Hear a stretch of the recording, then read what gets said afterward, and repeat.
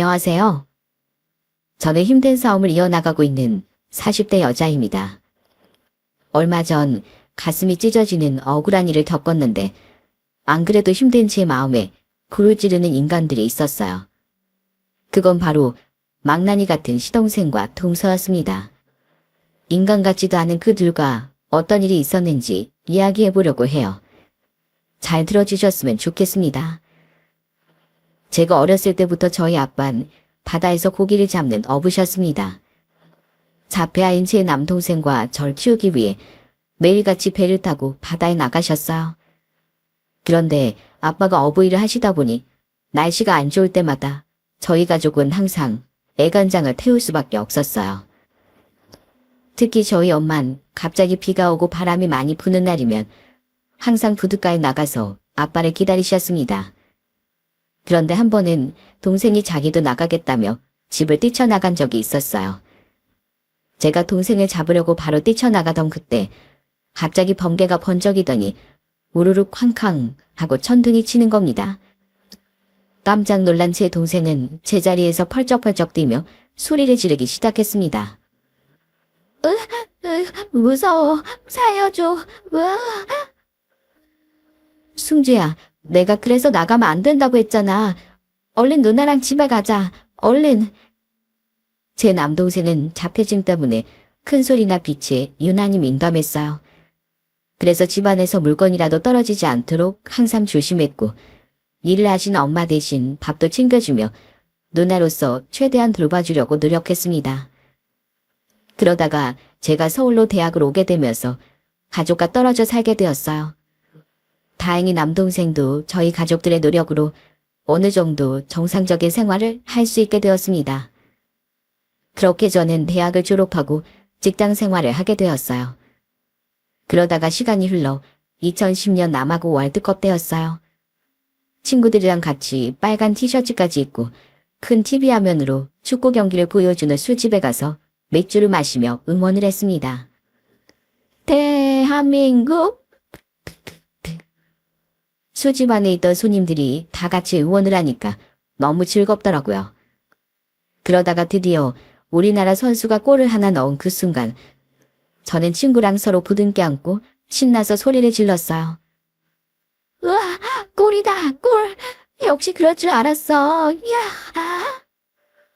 다들 기분이 좋아 분위기가 무르익다 보니 모르는 사람들과도 서로 일어나서 맥주잔을 부딪혔습니다. 대한민국의 승리를 위하여 짠! 아마 그때 당시 전 국민의 축제 열기가 얼마나 뜨거웠는지 다들 아실 겁니다. 서로 모르는 사람들끼리 모인 그 술집에서도 마치 오래 알던 친구들인 것처럼 화합의 잔이 열리게 되었죠. 그리고 정말 운명처럼 그곳에서 제 소중한 인연을 만나게 되었답니다. 그날 친해진 옆 테이블 사람들과 합석을 하게 되었는데 그 안에서 제 남편을 만나게 되었거든요. 그날 술집에서 응원을 할 때 봤던 제 남편은 굉장히 밝고 쾌활하고 외향적인 사람인 줄 알았는데 만나면 만날수록 진중하고 과묵한 사람이더라고요. 게다가 배려심도 많고 매너 있는 성격에 오히려 더 마음이 깊어지게 되었어요. 그렇게 저는 32살에 저보다 4살 많은 남편과 결혼을 약속하게 되었습니다. 결혼 전 처음 예비시댁에 인사드리러 갔을 땐 솔직히 좀 놀랐어요. 저희 집은 평범한 집안이었는데 예비시댁은 잘 사는 집이라 그런지 집 자체도 되게 좋아 보이더라고요. 솔직히 말하면 저희 집이랑 좀 비교가 돼서 주눅이 들기도 했습니다. 그런데 그런지의 생각은 예비시댁 현관문에 들어서자마자 바뀌게 되었어요. 예비 시어머니가 절 보자마자 반겨주시며 저를 꼭 안아주시는 겁니다. 아이고, 어서 와요. 여기까지 오느라 고생 많았죠? 그나저나 첫인상부터 너무 참하고 마음에 드네. 우리 홍택이가 어쩜 이렇게 참한 아가씨 만났을까? 초면인데도 저를 따뜻하게 안아주시던 시어머니의 품을 전 아직도 잊을 수가 없습니다. 게다가 예비 시아버지께서도 인상이 굉장히 좋으셨어요. 중견기업의 고위 임원을 지내셨다고 들었는데 풍채도 좋으시고 되게 점잖으시더라고요.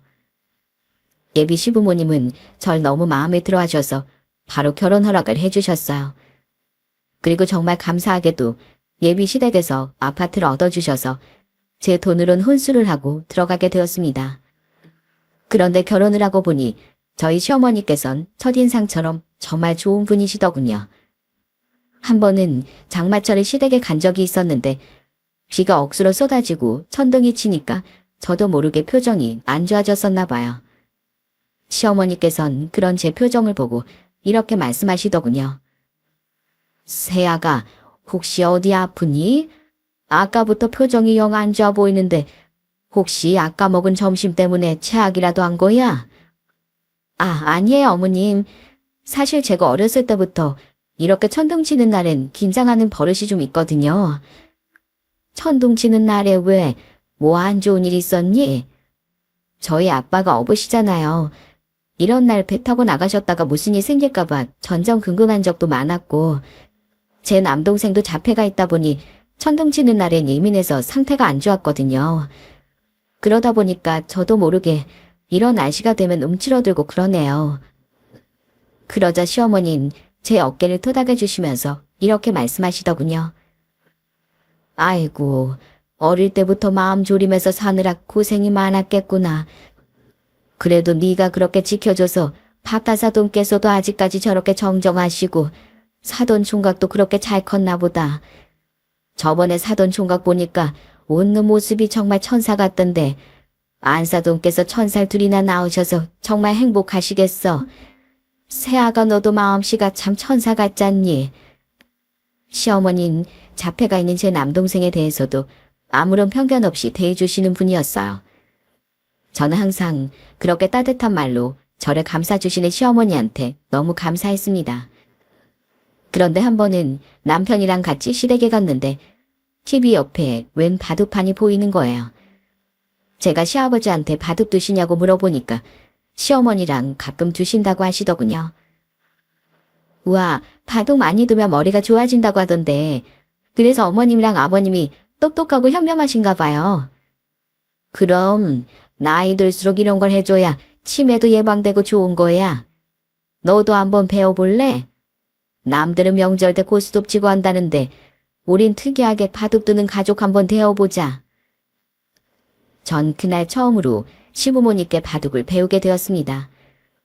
처음엔 너무 어려웠는데 하다 보니까 점점 재밌어지더라고요. 그런데 하루는 거실에서 도란도란 얘기를 나누며 바둑을 두던 중 오후 늦게까지 방에서 자고 있던 시동생이 퉁퉁 부은 얼굴로 나와서는 이러는 겁니다. 엄마, 나 물. 그리고 나 해장하게 라면 좀 끓여줘요. 지금 시간이 몇인데 가게 문 안 여니? 얼른 씻고 지금이라도 출근해야 되는 거 아니야? 몰라요. 어제 술을 너무 많이 마셨더니 피곤해가지고 오늘은 그냥 쉴래요. 빨리 콩나물 넣고 라면 끓여달라니까요. 시동생은 철도 없고 버릇도 없는 사람이었어요. 지금 운영하고 있는 가게도 시아버지 돈으로 차려줬다고 하는데 제대로 운영을 하는 것 같지도 않더라고요. 남편한테 얘기 들어보니까 옛날부터 시댁에서 돈만 주구장창 가져가고 백수로 산 기간도 길다고 하더라고요. 그런데 시아버지는 그런 시동생을 보면서 이렇게 말씀하시더군요. 아유, 홍규지에도 얼른 자리 잡고 좋은 여자 만나 너네처럼 예쁜 가정을 좀 꾸렸으면 좋겠는데 내가 아주 쟤만 보면 짠해 죽겠다. 시아버진 시동생이 짠하다고 하셨지만 솔직히 전 시부모님께서 교육을 잘못시킨 것 같다고 생각했습니다. 하지만 제가 며느리로서 그런 것까지 이래라 저래라 할 수는 없었기 때문에 그냥 안타깝게 생각하고 말았어요. 그런데 제가 결혼 1년 만에 아들을 낳고 저희 아들이 돌도 안 지났을 때였습니다. 한 번은 시댁에 갔는데 저희 아들이 자꾸만 울고 보채는 거예요. 그런데 그때 방에서 낮잠을 자고 있던 시동생이 문을 벌컥 열고 거실에 나와선 저한테 막 짜증을 내더라고요. 형수, 애 좀 그만 울려요. 그 정도면 형수가 입으로 울리는 수준 아니에요? 주말이라 낮잠 좀 자려고 했더니 시끄러워서 잠을 못 자겠잖아요. 그런데 그때 저희 남편이 시동생에게 한마디 하더군요. 야, 돌도 안 지난 애가 올 수도 있는 거지. 뭘 그런 거 가지고 네 형수한테 짜증이야? 그러는 너야말로 가게 망해서 폐업했으면 맨날 술 먹고 돌아다닐 생각하지 말고 주말 알바라도 좀 할 생각을 해. 그럼 시끄럽게 울음소리 들을 일도 없을 거 아니야. 참나. 형이 무슨 상관이야? 아유, 스트레스 받았더니 또 술이 땡기네. 난 그냥 나가서 낮술이나 한잔하고 와야겠다. 시동생은 그렇게 말하곤 집 밖으로 확 나가버리더군요. 그러자 남편이 저한테 대신 미안하다고 사과를 하면서 시동생 말은 신경 쓰지 말라고 하더군요.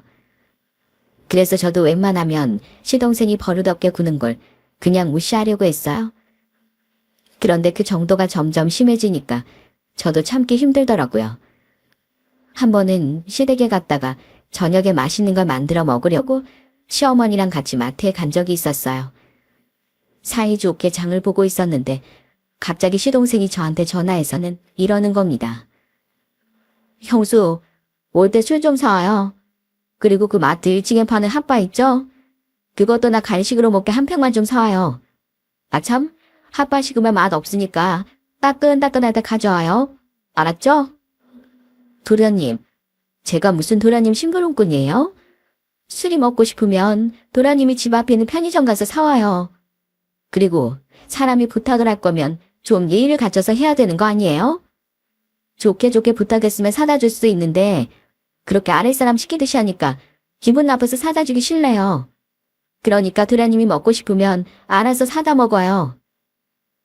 시동생은 정말 버릇도 없고 한심한 인간이었어요.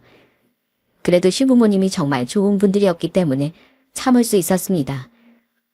한 번은 시댁에 갔는데 시어머니가 저한테 선물이라면서 대뜸 프레지아 꽃다발을 주시는 겁니다. 애미야, 아까 내가 네 시애비랑 어디 좀 갔다 오는데 길거리에 꽃가게가 있더라고. 지나가면서 슬쩍 봤는데 이 노란 꽃이 화사하면서도 귀여운 게 딱 너랑 닮은 거 있지? 향기도 얼마나 달콤하던지 그걸 보니까 딱 네 생각이 나서 한번 사와봤지. 어때? 마음에 드냐? 아, 당연히 마음에 들죠. 어머님, 너무 감사해요. 비싼 선물은 아니지만 저를 생각해 주시는 그 마음에 저는 감동을 하고 말았습니다. 그래서 저는 그 꽃이 시들기 전에 거꾸로 매달아 말려서 예쁜 화병에 꽂아두었답니다. 그 꽃을 볼 때마다 시어머니의 사랑이 느껴지는 기분이 들어서 저절로 입가에 미소가 지어지더라고요. 저는 그 후로 둘째 아들도 낳고 남편과 행복하게 지냈습니다. 그런데 제가 결혼한 지 3년쯤 됐을 때 시동생이 결혼한 여자를 데리고 왔더라고요. 당시 시동생 나이가 37살이었는데 예비 동서는 시동생보다 11살이나 어린 26살이라고 하더군요. 여러분, 상식적으로 예비 시댁에 인사드리러 오는 자리면 단정하게 하고 와야 되는 거 아닌가요? 그런데 예비 동서는 엉덩이가 다 보일 정도로 짧은 치마에 딱 달라붙는 옷을 입고 왔더라고요. 게다가 화장도 엄청 진하고 향수는 또 어찌나 많이 뿌렸는지 코가 아플 지경이었어요. 심지어 예비 동서는 첫인상만 안 좋은 게 아니라 하는 행동도 아주 개념을 밥 말아먹은 것 같더라고요. 다 같이 식사를 하는데 시부모님이 숟가락을 들기도 전에 먼저 젓가락으로 갈비찜을 콕 찍는 거예요. 우와, 진짜 맛있겠다. 나 갈비찜 엄청 좋아하는데.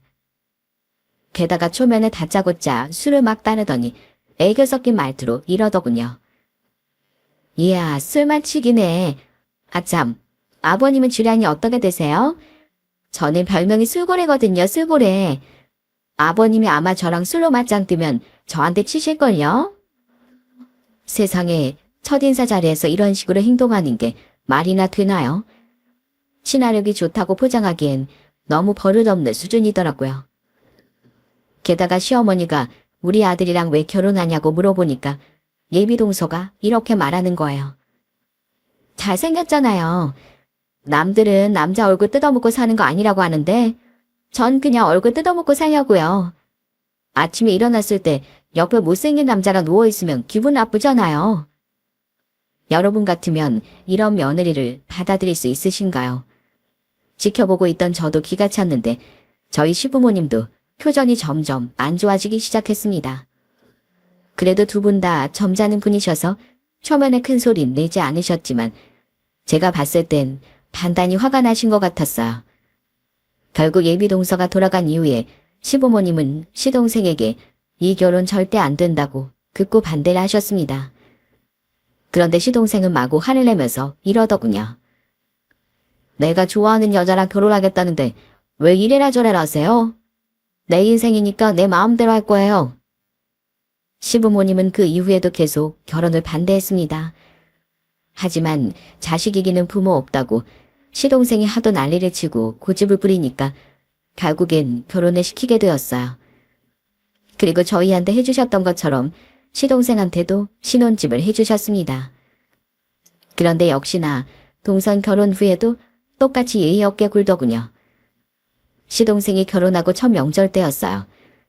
다 같이 음식을 하고 있었는데 동서가 아무것도 안 뒀고 뺀질거리고 있길래 제가 좋게 한마디 했습니다. 동서, 가족들이 이렇게 다 같이 명절 준비하고 있을 땐 동서도 와서 같이 도와야 되는 거야. 어머님도 지금 고생하고 계시잖아. 아, 저 지금 바쁜데. 그리고 저 그런 거 할 줄 모르거든요. 동서는 투덜거리더니 부엌으로 오긴 하더군요. 그런데 정말 어이없는 건 뭔 줄 아세요? 일 좀 같이 하자고 불렀더니 일은커녕 음식하고 있는 옆에서 손톱손질하기 시작하는 거예요. 동서, 음식 옆에서 그렇게 손톱손질하면 어떡해. 그러다가 그 손톱이랑 가루가 음식에 들어갈 수도 있잖아. 손톱손질은 집에 가서 하고 지금은 다 같이 음식 좀 하자. 저한텐 이게 더 중요한 일이거든요.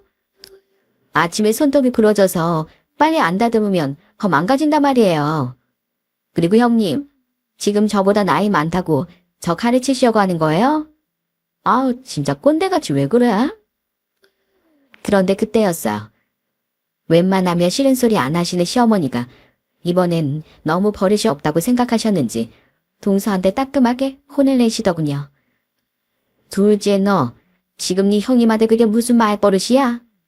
네 형님이 너한테 강압적으로 일 시킨 것도 아니고 가족끼리 서로서로 도와가면서 일 좀 하자는 건데 그걸 그런 식으로 삐딱하게 받아들여? 그리고 누가 음식 옆에서 손톱 손질을 해? 도대체 그건 어디서 배워먹은 버르장머리야? 왜 어머니까지 무섭게 화를 내고 그러세요? 알았어요. 저도 도우면 되잖아요. 진짜 무서워 죽겠네. 그런데 동서의 만행은 그게 끝이 아니었습니다. 그 다음번에 시댁에서 또 모였을 때였어요. 이번엔 동서가 소파에 대자로 누운 상태로 배에 과자 봉지를 올려놓고 다 흘리면서 먹고 있는 겁니다. 그걸 본 시아버지가 언짢은 표정으로 혀를 끌끌 차시길래 제가 동서한테 한마디 했습니다. 동서, 지금 어른들도 계신데 버릇없게 뭐하는 짓이야? 얼른 일어나지 못해? 애도 아니고 어떤 며느리가 소파에 그렇게 벌러덩 누워서 과자 먹어? 왜요? 이게 뭐 어때서요? 요새 시어머니들은 딸 같은 며느리 좋아한다던데요? 원래 딸들은 이렇게 집에서 편하게 있는 거예요. 그러자 이번엔 시동생까지 나서서 동서 편을 들더군요. 형수, 가족끼리 무슨 그런 예의를 따지고 그래요? 며느리도 가족인데 가족끼리는 좀 편하게 지낼 수도 있는 거 아니에요? 사람은 끼리끼리라고 어쩜 부부가 저렇게 똑같은지 모르겠더군요. 화목했던 저희 시댁 분위기를 시동생이랑 동서가 다 흐려놓는 것 같았어요. 그래서 저라도 시부모님한테 더 예의 있게 잘하자고 생각했습니다. 그런데 한 번은 시댁에 가서 또 시어머니랑 바둑을 두고 있었는데 웬일인지 시어머니 안색이 너무 안 좋아 보이는 거예요. 어머님, 혹시 최근에 건강검진 언제 받으셨어요? 어머님 안색이 너무 안 좋아 보이셔서요. 혹시 요즘에 어디 불편하거나 그런 데 없으세요? 건강검진 받은 지 꽤 됐는데 그때 별 이상 없었어. 그러고 보니 요즘에 조금 몸이 안 좋은 것 같긴 하네. 어디가 어떻게 안 좋으신데요? 아니, 요새 이상하게 자꾸 겨드랑이가 붓고 아프더라고. 게다가 가슴에 통증도 있고 피부도 간지럽고 그러네. 그런데 뭐 너도 알다시피 내가 건강을 엄청 챙기지 않니? 아마 잠깐 피곤해서 그런 걸 거야. 에이, 그런 식으로 안일하게 넘기면 안 되세요. 연세도 있으시니까 혹시 모를 일에 미리미리 예방해야 된다고요. 제가 병원에 예약할 테니까 저랑 같이 건강검진 받으러 가요. 귀찮다고 고집 부리셔도 소용없어요. 어머님 건강하게 저희랑 오래오래 사셔야죠. 그렇게 전에 시어머니 모시고 건강검진을 받으러 갔습니다. 그런데 병원에서 충격적인 소식을 듣고 말았어요. 세상에 저희 시어머니가 유방암 3개 판정을 받으신 거예요. 가족들 모두 놀라고 저희 시아버지도 주저앉으셨습니다. 그런데 저희 시어머니도 본인이 암에 걸리셨다는 말에 큰 충격을 받으셨나 봐요. 어느 날 시댁에 갔는데 시어머니가 휴대폰으로 뭘 검색하고 계시는 거예요. 가까이 다가가서 보니까 60대 후반 유방암 사망률을 검색하고 계시더군요. 시어머니 말로는 괜찮다고 하셨지만 사실 죽음이 무서우셨나 봐요. 저는 그런 시어머니의 손을 꽉 잡아드리며 이렇게 말했답니다. 어머님, 걱정하지 마세요. 제가 옆에 꼭 있어드릴게요. 그리고 어머님도 방금 검색해 보셨으니까 아시겠지만 유방암 3기 생존율이 70% 정도나 된대요. 다른 암에 비해서 생존율이 높은 편이니까 너무 걱정하지 마시고 우리 한번 같이 힘내봐요. 그 말에 시어머니는 고개를 끄덕이셨지만 막상 항암 치료 시작하고 나서부턴 정말 많이 힘들어하셨어요.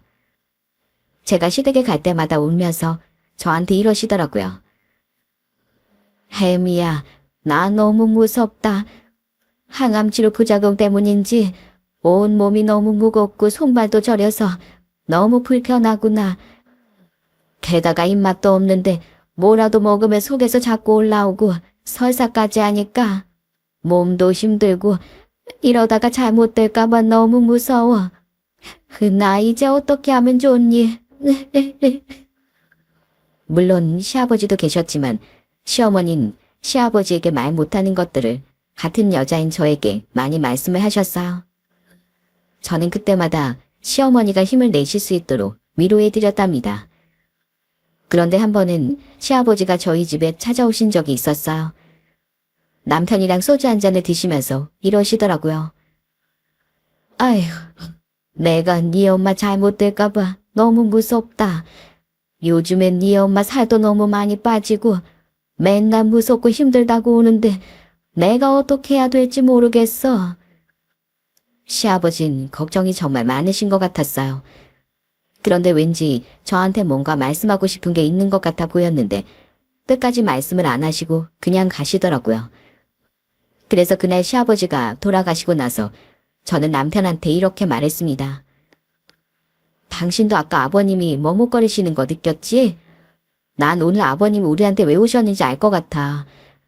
아무래도 어머님이 너무 힘들어하시니까 우리한테 옆에서 지켜달라고 말씀하고 싶으신 것 같은데 우리가 부담스러울까봐 쉽사리 말씀 못 꺼내신 것 같더라고. 나 솔직히 요즘 어머님 뵐 때마다 암이 아니라 우울증으로 잘못되실까봐 너무 무서워. 그러니까 우리가 어머님 옆에서 지켜드리자. 나 어머니 꼭 예전처럼 웃으시는 거 보고 싶단 말이야. 그렇게 조한 남편은 살던 집을 정리하고 시댁으로 들어가게 되었습니다. 그러자 시아버지께서 너무 고마워하시더라고요. 저는 시댁으로 들어가던 날 저희 시어머니를 꼭 안아드렸어요. 제가 처음 인사드리러 왔을 때 시어머니가 저를 안아주신 것처럼 이번엔 제가 쇠약해진 시어머니를 따뜻하게 안아드렸습니다. 어머님, 이제 제가 어머님 옆에서 항상 지켜드릴 테니까 걱정하지 마세요. 이제 더는 무서워하실 필요 없어요. 우리 같이 힘내서 한번 이겨내봐요. 그 후로 저는 시어머니의 건강을 최대한 챙기려고 노력했습니다. 시어머니가 아침에 일어나시면 바로 양배추나 브로콜리, 당근 같은 채소들을 갈아서 드렸어요. 어머님, 속 안 좋으시죠? 바로 식사하시긴 부담스러울 수 있으니까 우선 이거부터 드셔보세요. 녹황색 채소가 유방암에 그렇게 좋대요. 그리고 이따가 출출하시면 저한테 바로 말씀하시고요. 제가 어머님 좋아하시는 버섯볶음 삼삼하게 해드릴게요. 저는 유방암에 좋다는 식단을 알아보고 최대한 시어머니 식사를 신경 썼습니다. 그리고 한 번은 우울증에 걸린 시어머니를 웃겨드리기 위해 이런 적도 있었어요. 어머님, 제가 지금 뭘 할 건데 깜짝 놀라지 마세요. 아셨죠? 저는 그렇게 말하고서는 휴대폰으로 신나는 노래를 틀었습니다. 그리고 우스꽝스러운 표정을 지으면서 개다리 춤이라 맞박이 춤을 췄어요. 그러자 매일 우울한 표정을 짓고 계시던 시어머니가 저를 보고 웃음을 빵 터뜨리시는 겁니다. 아이고, 나이 먹고 그게 무슨 웃긴 춤이니? 아이고, 내가 정말 배고 빠져 죽겠네. 그러자 이번엔 저희 애들까지 절 따라서 개다리 춤을 막 추더라고요. 그걸 본 시어머니는 손뼉까지 치면서 엄청 즐거워하셨어요. 아이고, 우리 손주들까지 아주 날 웃겨 죽이려고 하네 그래. 얘들아, 그만 좀 해라. 나 너무 웃어서 입이 아파 죽겠어. 저는 그렇게 시어머니의 몸 건강뿐만 아니라 정신 건강까지 좋아지실 수 있도록 옆에서 정말 많이 노력했습니다. 그런데 그 와중에 시동생이랑 동서는 시어머니가 걱정도 되지 않는지 연락도 잘 안 하더라고요. 게다가 한 번은 시댁에 온 동서가 철없이 이런 얘기를 하는 겁니다. 어머님, 저 심심한데 우리 이번 주말에 펜션에 놀러가서 바베큐 구워 먹으면 안 돼요? 그런데 원래 여러 명이 가야지 재밌잖아요. 동서, 지금 어머님 몸도 안 좋으신데 무슨 펜션이야. 그리고 어머님 지금 유방암 때문에 숯불에 구운 고기 드시면 안 좋은 거 몰라? 안 그래도 내가 어머님 식단에 엄청 신경 쓰고 있는데 동서 꼭 그렇게 생각 없이 굴어야겠어? 아니, 한 번 정도 가서 먹을 수도 있는 거 아니에요? 형님은 왜 이렇게 사람이 빡빡해요? 그리고 어머님 아프시면 가서 그냥 방에 누워 계시면 되죠. 어머님 때문에 가족 전체가 다 질병게 지낼 수는 없잖아요. 동서, 지금 말 다 했어? 우리 가족 전부 다 어머님 건강 되찾게 해드리려고 노력하고 있는 거 안 보여? 그렇게 놀러가고 싶으면 서방님이랑 둘이서 놀러가. 여기까지 찾아와서 그 철없는 소리 하지 말고. 도대체 생각이 있는 건지 없는 건지 동서 행동을 보고 정말 기가 막히더군요. 시아버지도 애가 왜 저렇게 철이 없냐며 혀를 끌끌 차시고 시어머니도 옆에서 한숨만 푹푹 쉬셨어요. 그런데 한 번은 시어머니 생신 때 다 같이 모인 적이 있었습니다. 그래도 생신이라 케이크는 해드리고 싶었는데 시어머니가 암 때문에 단 걸 드시면 안 좋아서 고민이 되더라고요. 그래서 두부를 으깨서 살짝 간을 한 후 케이크 모양으로 제가 만들었습니다. 어머님, 이거 밀가루랑 설탕 들어간 케이크 아니고요. 유기농 두부로 만든 케이크니까 한번 드셔보세요. 진짜 케이크처럼 달달한 맛은 없지만 그래도 고소하니 드실만 하실 거예요. 저희 애들도 시어머니한테 생신 축하 카드를 썼다면서 읽기 시작했습니다. 할머니, 생신 축하드려요. 할머니가 빨리 나와서 같이 놀이공원도 놀러가고 바닷가도 놀러갔으면 좋겠어요. 할머니 사랑해요. 할머니 예쁜 손자 하준이 올림. 시어머니는 감동을 받으셨는지 밝게 웃으면서 눈물을 글썽이시더군요. 그런데 그때 갑자기 초를 치는 사람이 있었습니다. 아까부터 기분 나쁜 표정을 짓고 있던 동서가 갑자기 이러는 거예요. 아유, 다들 너무 유난스러운 거 아니에요? 아니, 솔직히 말해서 유방암 그거 별것도 아니잖아요. 그리고 어머님도 약한 척 좀 그만하세요. 어머님이 자꾸 그러시니까 가족들이 걱정만 하잖아요. 하여튼 다들 오바쟁이들이라니까.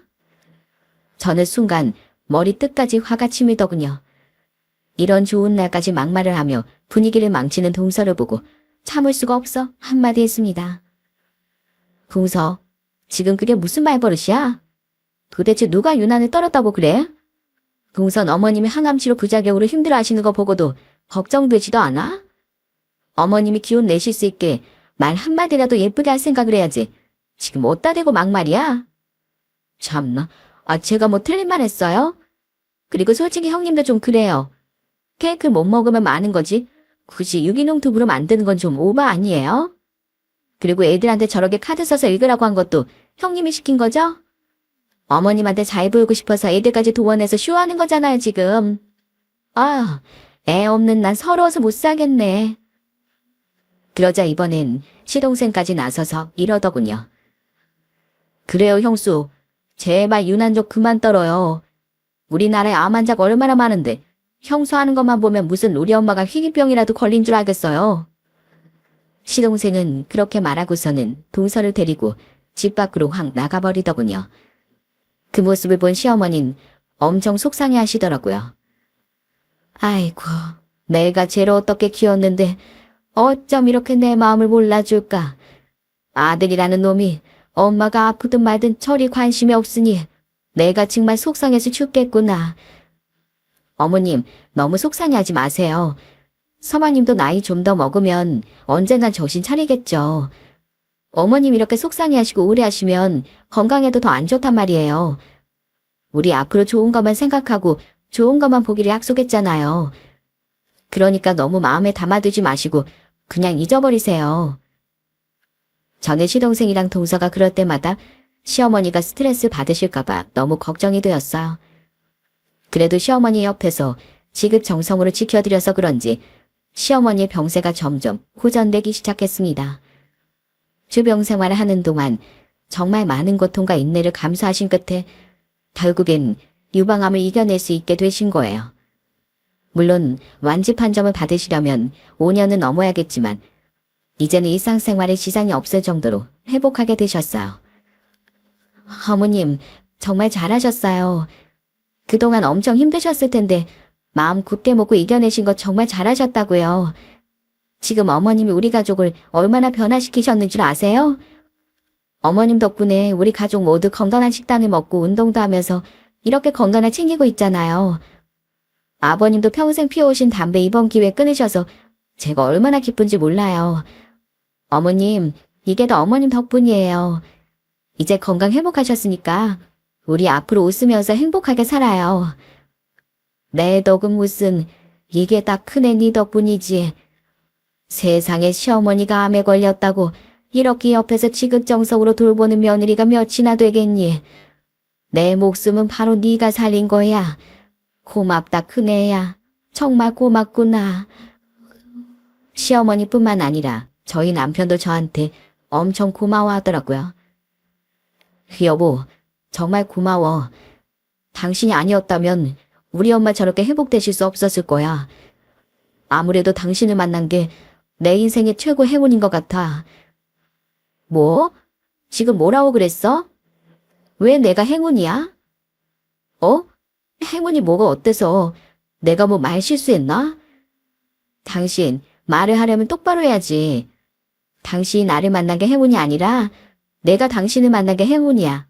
안 그래? 뭐라고? 아휴, 난 또 뭐라고. 하여튼 당신이 이렇게 사람을 깜짝깜짝 놀래키는 게 있다니까. 이젠 이렇게 장난도 칠 정도로 집안 분위기가 정말 밝아졌답니다. 그런데 그 와중에 시동생은 계속 사업했다가 망하고 또 새로운 걸 했다가 망하고 계속 시댁 돈만 가져갔어요. 그러던 중 정말 충격적인 사건이 벌어지고 말았습니다. 시동생이 술 먹고 말실수를 하는 바람에 동서의 과거가 까발려지게 된 거예요. 알고 보니까 동서가 시동생이 자주 가던 술집의 아가씨였다고 하더라고요. 그 사실을 알게 된 시아버지는 크게 노하셔서 시동생에게 화를 내셨습니다. 홍규 너 어디 여자가 없어서 술집 여자를 마누라로 들여? 어쩐지 처음 봤을 때부터 얌전한 애는 아닌 것 같더니만. 그런데도 반댈 무릅쓰고 술집 여자랑 결혼했으면 성실하게라도 살아야 될 거 아니야. 너희 둘 다 지금 제대로 하는 일도 없고 도대체 뭐 하는 짓이야? 나 더 이상은 너한테 돈 못 주니까 그렇게 알아라. 너도 나이가 나인 만큼 이제 정신 좀 차려. 알겠어? 시아버진 시동생에게 앞으로 절대 지원을 해주지 않겠다고 선언을 하시더군요.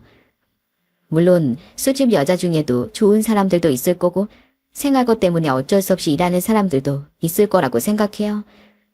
하지만 동서는 예의도 밥 말아먹고 사치만 부리는 인간이었기 때문에 절대 좋게 볼 수가 없었습니다. 그래도 뭐 이미 결혼한 걸 돌이킬 수도 없고 둘이서 알아서 살겠다는데 저도 굳이 참견은 하지 않았습니다. 그래서 저는 그냥 시댁에서 시부모님과 함께 즐겁게 살았어요. 그런데 제가 결혼한 지 12년 정도 됐을 때 생각지도 못한 불행이 찾아오고 말았습니다. 그날은 남편이 건강검진을 받는 날이었어요. 남편은 병원에 가기 전부터 걱정을 하더라고요. 여보, 나 혹시 건강검진 결과에 문제 있는 건 아니겠지? 아유, 말이 시가 된다는 말 몰라? 그러니까 좋은 말만 해, 좋은 말만. 당신 건강검진 끝나고 오면 내가 당신이 좋아하는 고추장 불고기 해놓을 테니까 가서 기분 좋게 건강검진 잘 받고 와. 알았지? 그렇게 남편은 웃으면서 건강검진을 받으러 병원으로 갔습니다. 그리고 저는 평소처럼 집안일을 하고 있었어요. 그런데 얼마 후 병원에서 정말 충격적인 연락이 왔습니다. 남편이 내시경을 하느라 수면 마취를 하고 있던 중에 문제가 생기는 바람에 큰 병원으로 옮기게 되었다는 거예요. 너무 놀라서 시부모님과 함께 병원에 다녀갔는데 남편은 이미 혼수 상태에 빠져 있더라고요. 분명히 아침에 웃으면서 나갔던 남편이었는데 갑자기 이렇게 된 걸 보고 저는 그만 주저앉고 말았습니다. 여보, 갑자기 이게 무슨 일이야? 당신 정말 씩씩한 사람이었잖아. 나한테도 정말 잘해주고 우리 애들한테도 엄청 자상한 아빠였잖아. 그런데 이렇게 눈도 못 뜨고 가만히 누워만 있으면 어떡해? 남편이 혼수 상태에 빠져 있는 동안 저랑 시부모님은 얼마나 울며 기도를 했는지 모릅니다. 하지만 정말 불행하게도 남편은 결국 혼수 상태에 빠진 지 19일 만에 세상을 떠나게 되었어요. 저는 너무 억울한 마음에 장례식이 끝나자마자 바로 의료소송을 걸었어요. 제가 알아보니까 수면 마취를 한 후에는 환자에게 저혈압이나 무호흡, 산소 불포화가 있는지 지속적으로 의료진이 관찰해야 한다고 하더라고요. 그런데 그런 의무를 이행하지 않고 환자가 이 지경이 되도록 방치를 했으니 의료진에게 중대한 과실이 있다고 생각했습니다. 그래서 그 억울함을 풀고자 바로 소송을 걸게 된 거였어요. 그런데 장례식이 끝난 지 일주일도 안 됐을 때였습니다. 너무 슬픈 마음에 방에 누워서 혼자 눈물을 흘리고 있었는데 갑자기 시동생이랑 동서가 찾아온 거예요. 시어머니는 그런 시동생을 보자마자 이렇게 말씀하시더군요. 너네 여긴 왜 왔어? 설마 또 돈 달라고 온 건 아니겠지? 참나, 엄마 내가 무슨 사채업자인 줄 알아요? 내가 엄마 집에 오겠다는데 무슨 못 올 때 올 사람처럼 왜 그래요? 저는 그래도 예의상 인사는 해야겠다는 생각에 눈물을 닦고 거실로 나가 시동생과 동서에게 왔어요 하고 인사를 건넸습니다. 그런데 그때 갑자기 시동생이 저한테 기분 나쁜 표정을 지으면서 이렇게 말하는 겁니다. 아니 형수, 언제까지 그러고 있을 거예요? 형도 이제 죽었는데 언제까지 그렇게 울상짓고 있을 거냐고요? 뭐라고요? 그럼 제가 뭘 어떻게 해야 되는데요? 어떻게 하기 뭘 어떻게 해요? 이제 형도 없으니까 불쌍하자 그만하고 방이나 빼요. 네? 갑자기 방을 빼라고요? 그래요. 이제 우리가 이 집에 들어와서 살 거니까 형순 방 빼고 나가라고요. 이제 형도 없으니까 형순 우리 집안이랑 남남이잖아요. 내가 이제 이 집의 유일한 아들이니까 내가 들어와서 살 거예요. 그러니까 형순 애들 데리고 나가시라고요. 그런데 그때 옆에 있던 동서까지 맞장구를 치며 이렇게 말하더군요. 맞아요 형님. 그동안 오버 떨면서 착한 척 다 했으니까 이제 눈치 좀 챙기고 나가시죠. 이제 아주버님도 돌아가셨으니까 형님은 며느리도 아니잖아요. 이제는 내가 이 집안의 유일한 며느리니까 내가 어머님 잘 보살피고 살면 되는 거잖아요. 그러니까 형님은 구질구질하게 거머리처럼 여기 붙어 살지 마시고 당장 짐 빼시라고요. 동서, 지금 그게 무슨 막말이야? 지금 내 남편 장례식 끝난 지 일주일도 안 됐어. 나 지금 너무 슬퍼서 밥도 안 넘어가고 이렇게 말할 기운도 없는데 갑자기 무슨 짐을 싸서 나가라는 거야? 그건 형님 사정이고요. 제가 그런 것까지 신경 써야 돼요? 왜요? 이 집에서 나가기 싫어서 그래요? 아, 형님 우리 아버님 재산 노리시는구나? 그런데 이거 어쩌죠? 아주버님이 돌아가셔서 법적으로 이산받을 수 있는 건 우리 남편뿐인데. 그러니까 형님 괜히 재산 욕심 내지 마시고 얼른 나가세요. 딱 이틀 시간 줄 테니까 짐 빼서 나가시라고요. 남편의 장례식이 끝난 지 일주일도 안 된 시점에 갑자기 찾아 저보고 나가라고 하는 걸 보고 정말 어이가 없더라고요. 그런데 동서가 하는 얘기를 들어보니 왜 저한테 나가라고 하는지 알 것 같더라고요. 시아버지가 시동생한테 모든 지원을 다 끊어버리니 모시고 사는 척하면서 유산을 다 받으려는 속셈인 것 같았어요. 당시 저희 시부모님 연세가 70대 중후반이셨으니까 아마 몇 년만 모시고 사면 그 많은 재산이 다 자기들 거가 될 거라고 생각한 거겠죠. 그런데 그 속셈을 저희 시부모님께서 모르실 리가 있겠어요. 저희 시아버지가 눈을 부릅뜨시며 시동생한테 이렇게 소리치시더군요. 홍균 너 지금 네 마누라랑 둘이 뭐하는 짓이야? 너 지금 내 재산이 탐나서 쇼하고 있는 거 내가 모를 줄 알아? 아들이라는 놈이 부모한테 잘할 생각은 하지도 않고 어떻게 재산 노릴 생각만 해? 내가 그동안 너한테 해준 돈만 해도 어마어마하다. 부모가 그 정도로 지원을 해줬으면 정신 차리고 똑바로 살 생각을 해야지. 어디서 대먹지 못한 것들이 찾아와 생패질이야? 아버지, 왜 저한테 그러세요? 솔직히 형도 세상을 떠난 마당에 형수가 우리 집에서 사는 것 자체가 말이 안 되는 거 아니에요? 이제 우리 가족도 아닌데 왜 이 집에서 사냐고요? 아버지야말로 형수가 아버지 재산 노려서 저러는 거 모르시겠어요? 그래 아버님. 솔직히 형님이 이제 며느리도 아닌데 그냥 저랑 지내시면 되잖아요. 아버님도 저처럼 어리고 예쁜 며느리가 더 좋지 않으세요? 형님은 고지식하고 꼰대 같긴 하지 애교도 별로 없잖아요. 그런데 그때였어요. 저희 시어머니가 자리에서 벌떡 일어나 동서와 시동생에게 한바탕 퍼부으시더군요. 너희들 지금 이게 무슨 짓이야? 너희가 감히 내 큰 며느리 내쫓으려고 해? 내 아들이 죽었든 살았든 우리 큰 며느리는 내 가족이고 내 딸이야. 너희 같은 것들이랑은 비교도 할 수 없을 정도로 소중한 사람이라고. 너희 나 암 걸려서 아플 때 한 번이라도 나한테 위로해 준 적 있었어? 내가 항암치료 부작용으로 힘들어할 때 괜찮냐는 말 한마디 해준 적 있냐고. 게다가 남편이 세상을 떠나서 안 그래도 힘든 애한테 이게 무슨 막말이야? 너희들이 그러고도 사람이야? 엄마, 왜 또 형수 편을 두고 그래요? 엄마도 형수한테 홀라랑 넘어간 거죠? 그거 다 형수가 재산 노리고 그러는 거라니까요. 뭐? 너 나한테 엄마라고 부르지도 마라. 우리 재산 노리고 있는 건 네 형수가 아니라 바로 너랑 네 마누라잖아. 네 형수 내가 아프다고 하니까 살고 있던 집까지 정리하고 들어와서 나이 옆에서 극진히 보살펴준 사람이야. 아들이 너도 못하는 걸 네 형수가 다 했다고. 그리고 둘째 난 너 같은 며느린 필요 없으니까 모시고 산다는 그 말도 안 되는 소리 짓거리지도 마라. 나한테 며느린 우리 큰며느리 한 명뿐이니까. 알겠어? 내 말 알아들었으면 썩 꺼져. 내 집에서 썩 꺼져 버리라고. 그렇게 시동생이랑 동서는 집 밖으로 쫓겨나게 되었습니다. 시부모님께선 눈물을 흘리시면서 저한테 사과를 하시더라고요. 애미야, 정말 미안하다. 내가 자식을 잘못 키워도 너무 잘못 키웠구나. 괜히 착한 너한테 막말이나 듣게 하고 이게 다 내 죄다. 내 죄야. 저는 너무 서러운 마음에 그냥 눈물만 흘릴 뿐이었어요. 그러자 저희 애들도 옆에 와서 같이 울더라고요. 엄마, 괜찮아요? 울지 마요. 할아버지랑 할머니도 울지 마세요. 그날 저희 가족들은 그렇게 다 같이 끌어안고 얼마나 울었는지 모릅니다. 남편이 세상을 떠난 것도 너무 슬펐는데 시동생이랑 동서의 만행 때문에 더 속상했거든요. 그런데 그날 그렇게 쫓겨난 시동생은 이제 영영 돈줄이 끊길 거라고 생각했는지 시아버지한테 전화해서 구워달라고 애원을 하기 시작하더군요. 아버지, 진짜 이렇게 매정하게 저 내치실 거예요? 그래도 저 아들이잖아요. 저 아버지가 저번부터 지원 끊으시는 바람에 여기저기서 대출까지 받았단 말이에요.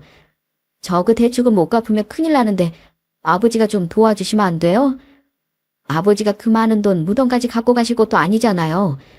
아들 살리는 셈 치고 한 번만 도와주세요. 네? 너, 내가 여태까지 너한테 도와준 금액이 도대체 얼마인 줄 알아? 넌 내가 애비가 아니라 혼줄로 보이는 모양이지? 내가 저번에도 분명히 말했지만 앞으로 너희들 도와줄 생각 절대 없어. 그러니까 앞으로 전화하지 마라. 알겠냐? 그 이후에도 계속 시동생이 연락해서 돈을 달라고 했지만 시아버지가 냉정하게 거절을 하셨습니다. 이제 더 이상은 망나니 같은 자식 뒤치다꺼리 하고 싶지 않다고 하시더군요. 그런데 그 일이 있고 나서 한 달 정도 지났을 때였어요. 시어머니가 저를 앉혀드시고선 이런 말씀을 하시더군요. 애미야, 이제 우리 아들이 세상을 떠난 지도 한 달이 넘었는데 어떻게 할 생각이니? 난 네가 이 집에서 나가고 싶다고 하면 붙잡진 않으마. 아직 앞길이 창창하게 남은 네가 언제까지 늙은 우리 수발 들며 살아갈 필요는 없잖니. 난 네가 무슨 결정을 하든 그 결정을 존중하마. 하지만 솔직하게 말하면 너랑 떨어지는 거 상상할 수가 없구나. 우리 손주들이랑도 떨어지기 싫고 내 딸이나 마찬가지인 너랑도 헤어지고 싶지 않어. 이게 다 늙은이 욕심이겠지만 너만 괜찮다면 우리랑 계속 같이 살아주면 안 되겠니? 어머님, 제가 떠나긴 어딜 떠나요. 저 결혼해서 처음 몇 년 빼곤 계속 어머님 아버님이랑 함께 있는데 제가 여기를 어떻게 떠나요? 저는 이 집에서 지냈던 시간이 너무 행복했고 앞으로도 계속 그렇게 지내고 싶어요. 그러니까 저한테 떠나라는 말씀은 하지 마세요. 저 끝까지 어머님 아버님 곁에서 계속 지켜드릴 거예요.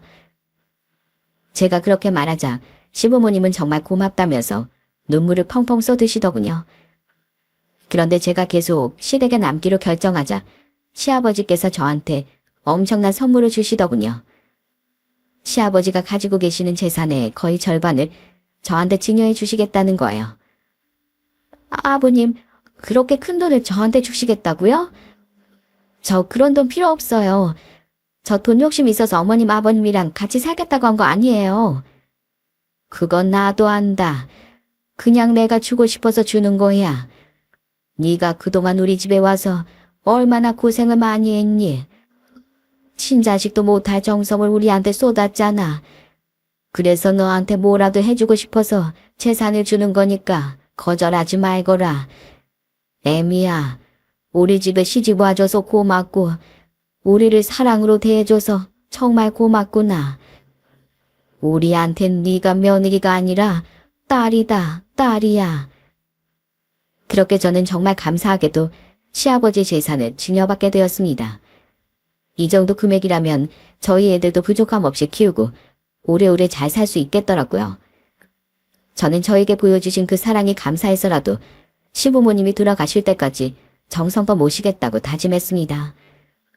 그렇게 시간이 흘러 남편이 세상을 떠난 지도 2년이 지났어요.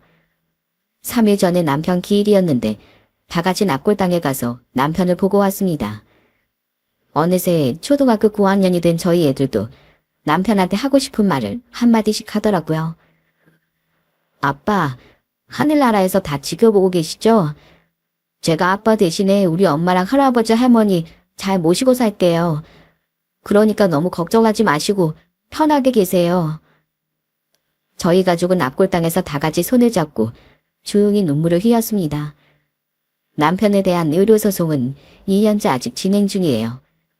힘든 싸움이 될 것 같지만 남편의 억울함을 풀어주기 위해서 끝까지 가볼 생각입니다. 결과가 어떻게 될지 모르겠지만 그래도 최선을 다해서 노력해보려고요. 요즘 저희 시부모님은 제가 정말 효부라고 자랑하고 다니시는데 솔직히 이게 다 시부모님이 저한테 그만큼 잘해주셨기 때문인 것 같습니다. 저도 유튜브 사연을 많이 봤는데 다른 사연에 나오는 못된 시부모님 같았으면 제가 이렇게 하지 못했겠죠? 그러니까 여러분께서도 가족 간에 항상 존중하고 좋은 마음으로 대해주셨으면 좋겠습니다. 그래야 모두가 행복해질 수 있으니까요.